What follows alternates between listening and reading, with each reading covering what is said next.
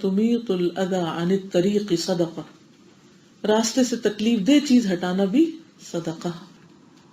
کوئی آکورڈ کرسی پڑی ہے، کسی چیز کے اندر ایسی رکاوٹ لگی ہوئی ہے کہ وہ لوگ ٹکراتے ہیں، گرتے ہیں، یا ویسے ہی دیکھ کے بیزاری ہوتی ہے، گندگی پڑی ہے، کچھ بھی، تو انسان ان چیزوں کو صاف کرنے والا ہو۔ اذا میں سب چیزیں آ جاتی ہیں، رکاوٹیں بھی آتی ہیں، گندگیاں بھی آتی ہیں، اور جیسے کوئی پتھر ہو، شیشے کا کوئی ٹکڑا ہو، گندگی غلاظت ہو۔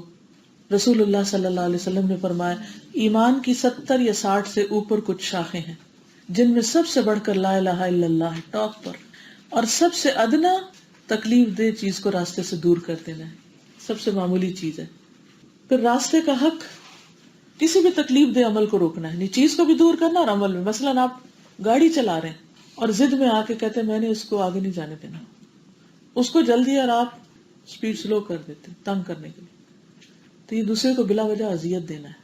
کبھی آپ رکتے نہیں کہ دوسرے کو راستہ دے دیں۔ کئی دفعہ ہوتا ہے نا، کوئی بیچارہ ڈیسپریٹ ہوتا ہے مڑنے کے لیے، اور آپ ہم کیوں رکے؟ اگر آپ رک جاتے ہیں تو وہ نفس پہ بڑا بھاری ہوتا ہے وہ رکنا۔ ویسے آپ جتنا مرضی لیٹ نکلے گھر سے، لیکن راستے میں کسی کو راستہ دینا پڑے تو وہ بڑا مشکل ہے۔ تو اس وقت روک لینا اور راستہ دے دینا بہت بڑے اجر کا ثواب ہے۔ ابو سعید خدری سے مروی ہے کہ نبی صلی اللہ علیہ وسلم نے فرمایا راستوں میں بیٹھنے سے بچو، راستوں میں بیٹھنے سے بچو، راستے میں نہیں بیٹھو، چاہے وہ دین کی مجلس ہو یا مسجد میں ہو یا کہیں بھی، کیونکہ کچھ لوگ کیا کرتے ہیں، بڑی عاجزی کا ثبوت دیتے ہیں، دروازے پر ہی بیٹھ جاتے ہیں، ہم پیچھے ہی ٹھیک ہے، اور وہ بھول جاتے ہیں بھی یہاں سے لوگوں نے گزرنا ہے، وہ ٹھوکریں کھائیں گے، گریں گے، آپ نہیں تو آپ کے کپڑے پھیل جاتے ہیں وہاں، اور اس میں لوگ اٹکتے ہیں۔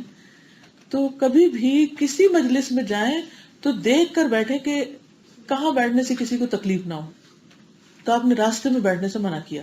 صحابہ نے عرض کیا ہم تو وہاں بیٹھنے پہ مجبور ہیں، کہ گلی بازار میں ہی جگہ ہیں بیٹھنے کی۔ فرمایا کہ اگر مجبور ہو تو پھر راستے کا حق دو۔ صحابہ نے پوچھا وہ کیا ہے؟ فرمایا نگاہ نیچی رکھنا، یعنی آنے جانے والوں کو گھور گھور کے نہیں دیکھنا، تکلیف دینے والے عمل کو روکنا، سلام کا جواب دینا، اچھی باتوں کے لیے لوگوں کو حکم کرنا اور بری باتوں سے روکنا۔ یعنی بعض اوقات آپ پارک میں بیٹھ جاتے ہیں تھک کے کسی کرسی پہ، پاس سے لوگ گزر رہے ہیں، یا راستہ تنگ ہے اور آپ نے بیگ اپنا سامنے رکھا ہوا، جو گزرتا ہے ٹھوکر کھا کے گزرتا ہے۔ کبھی ٹرین میں آپ سفر کر رہے ہیں، کبھی بس میں، کبھی بھی، تو ہمیشہ اپنے آپ کو بھی سمیٹ کے بیٹھے، اپنی چیزیں بھی سمیٹ کے بیٹھے، کہ نہ ہم اور نہ ہمارے متعلقہ چیزیں دوسروں کے لیے تکلیف کا باعث ہوں۔ پھر اسی طرح ابو برزہ کہتے ہیں میں نے رسول اللہ صلی اللہ علیہ وسلم کی خدمت میں عرض کیا اے اللہ کے رسول صلی اللہ علیہ وسلم، میں نہیں جانتا شاید کہ آپ اس کے بعد دنیا سے چلے جائیں اور میں آپ کے بعد زندہ رہوں، تو آپ مجھے کوئی ایسا زیادہ راہ عطا کر دیں جس کے ذریعے مجھے نفع حاصل ہو، کوئی کام بتا دیں کہ میں فائدہ اٹھاؤں۔ آپ نے فرمایا ایسے کرو ایسے کرو، اور فرمایا راستے سے تکلیف دینے والی چیز کو ہٹا دو۔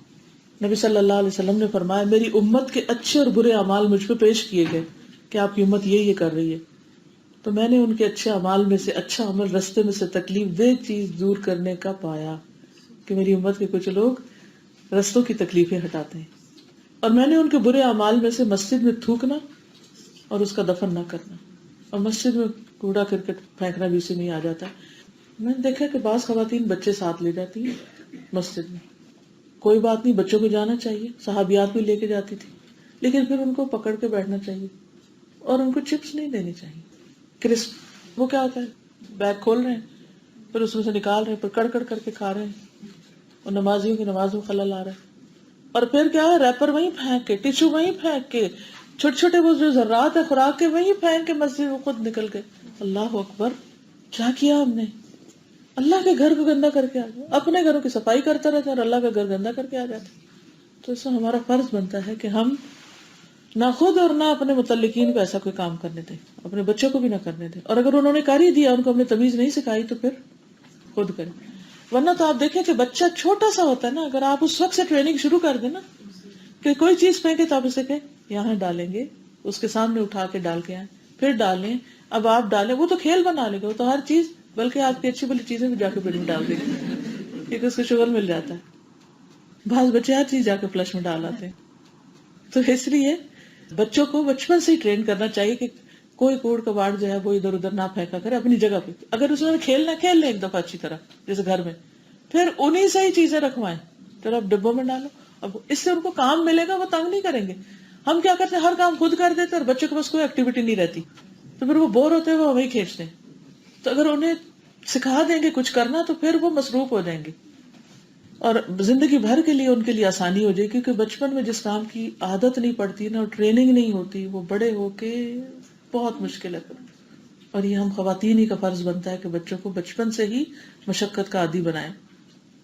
پھر لوگوں کا راستہ صاف کرنے والے کے لیے جنت ہے. رسول اللہ صلی اللہ علیہ وسلم نے فرمایا، ایک آدمی جس نے کبھی کوئی نیکی کا کام نہیں کیا تھا اور کچھ نہیں آتا تھا اس نے راستے سے کانٹوں کی ایک ٹہنی دور کر دی کہ ہے یہ لوگ اس سے ٹکرائیں گے، تکلیف ہوگی. یہ ٹہنی یا تو درخت کی ٹہنی تھی، بازو کا تھا نا درختوں کی کٹنگ نہ ہو تو وہ بڑھ بڑھ کے بالکل راستے میں آ جاتے، یا کہیں راستے میں پڑی ہوئی تھی اور اس نے ایک طرف ہٹا دی. اللہ تعالیٰ نے اس کا یہ عمل قبول کر لیا اور اس وجہ سے اسے جنت میں داخل کر دیا کہ اس نے دوسروں کے لیے سوچا کہ انہیں تکلیف نہ ہو. سب انسان اللہ کی مخلوق ہے، اللہ کو اپنے بندے بہت پیارے ہیں، تو جو اللہ کی مخلوق کی خدمت کرتا ہے اور ان کی تکلیف دور کرتا ہے، اللہ تعالیٰ کو پیارا ہو جاتا ہے. نبی صلی اللہ علیہ وسلم نے فرمایا، میں نے ایک ایسے آدمی کو جنت میں چلتے پھرتے دیکھا، یعنی آپ کو دکھایا گیا، جس نے راستے میں ایک ایسے درخت کو کاٹ دیا تھا جس کی وجہ سے لوگوں کو تکلیف ہوتی تھی. حالانکہ درخت کاٹنا کو پسندیدہ نہیں، لیکن تکلیف دور کرنے کے لیے اس نے کاٹ دیا تو اللہ تعالیٰ نے اس کے بدلے اسے جنت دی اور آپ صلی اللہ علیہ وسلم کو وہ شخص دکھایا بھی گیا. اس کے برعکس اگر کوئی راستے میں گندگی پھیلاتا ہے تو اس کے لیے شدید وعید ہے، گندگی پھیلانے والے کے لیے. نبی صلی اللہ علیہ وسلم نے فرمایا، جس نے مسلمانوں کو ان کے راستے میں تکلیف پہنچائی اس پر لعنت واجب ہو گئی. نبی صلی اللہ علیہ وسلم نے فرمایا، 2 لعنت والے کاموں سے بچو.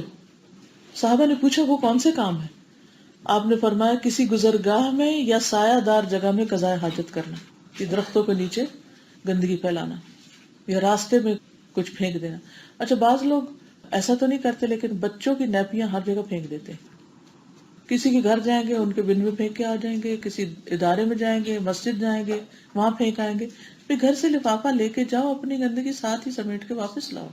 کس کے لیے چھوڑ آتے؟ تو جو عقل مند مائیں ہوتی ہیں وہ بچوں کے ایسے بیگ الگ رکھتی ہیں اور ان میں صاف نیپیاں بھی اور گندی دونوں الگ الگ کر کے رکھنے کا انتظام ہوتا ہے. پھر گھر آ کے جہاں ڈسپوز آف کرنا کر دیں.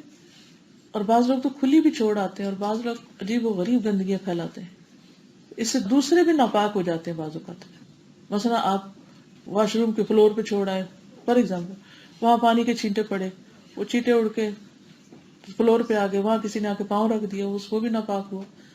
تو اس لیے بہت احتیاط برتنی. اس کا یہ مطلب نہیں کہ گھر سے باہر کی، صرف گھر کے اندر بھی احتیاط برتنی چاہیے. بعض لوگ بچوں کو اسی سنک میں دھوتے رہتے ہیں اور پھر اسی میں وضو کر لیتے ہیں اور پھر اسی کے چھینٹے پڑتے رہتے ہیں. ٹھیک ہے، اگر آپ نے کرنا تو کوئی ایک سنک مقرر کریں، یا یہ کہ پہلے آپ ان کو صاف کریں اور پھر دھوئیں اور پھر اس سنک کو بھی دھوئیں، تاکہ دوسرے آپ کی ڈالی نجاست سے نقصان نہ اٹھائیں، کیونکہ گندگی پھیلانے والوں کے لیے لعنت بھیجی گئی. پھر اسی طرح بعض اوقات ہم جسمانی گندگیاں تو نہیں پھینکتے لیکن ایسی باتیں کر دیتے ہیں کہ جس سے معاشرے میں اضطراب پیدا ہو جاتا ہے، فساد پھیلاتے ہیں، باتوں کی گندگیاں پھیلاتے ہیں، دوسروں کے عیب اچھالتے ہیں. تو اس سے بھی دوسروں کو روکنا چاہیے. ہم بعض اوقات دیکھتے ہیں کوئی کسی کے خلاف بات کر رہا ہے تو ہم چپ کر کے سنتے رہتے، اس کو روکتے نہیں کہ بھی نہ کرو، کیونکہ ہمیں کرج نہیں ہوتی.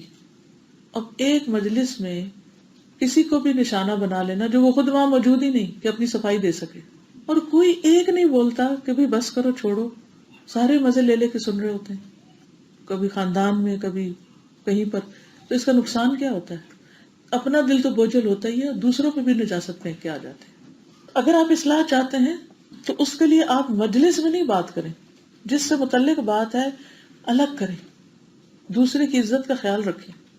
نبی صلی اللہ علیہ وسلم نے فرمایا، اسلام کا آغاز اجنبی حالت میں ہوا، بالآخر دوبارہ اجنبی ہو جائے گا جیسے آغاز میں تھا. سو خوشخبری ہے غربا کے لیے. کسی نے پوچھا، یا رسول اللہ صلی اللہ علیہ وسلم، یہ اسٹرینجرز، یہ غربا کون ہیں؟ فرمایا، جو لوگوں کے فساد پھیلانے کے زمانے میں اصلاح کا کام کریں. تو یہ اصلاح کرنا کیا ہے؟ بگاڑ، اور یعنی کہ ایک تو لوگوں کے جھگڑے ہیں اس کو دور کرنا، لیکن اس کے علاوہ بھی عقائد کی اصلاح، بدعات کی اصلاح، کبیرہ گناہوں سے روکنا، اور بھی اسی طرح. چاہے لوگ آپ کے مخالف بھی ہو جائیں، کوئی بات نہیں، اگر آپ اللہ کی محبت میں ہی کام کر رہے ہیں تو اللہ تعالیٰ ان کے دلوں میں بھی آپ کی قدر ڈال دے گا. لیکن پہلے آپ کا امتحان ہوگا کہ آپ رائٹ کو رائٹ کہتے ہیں یا نہیں، اور رانگ کو رانگ بتاتے ہیں کہ نہیں.